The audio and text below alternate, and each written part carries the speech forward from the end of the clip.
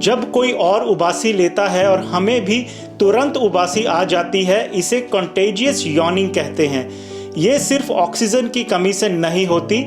Research बताती है कि इसका कनेक्शन एम्पैथी और ब्रेन के मिरर न्यूरॉन से है। जब हम किसी को उबासी लेते देखते हैं, हमारा ब्रेन उस एक्शन को ऑटोमेटिकली कॉपी करने लगता है। इसीलिए क्लोज फ्रेंड्स या फैमिली के साथ ये ज्यादा होता है।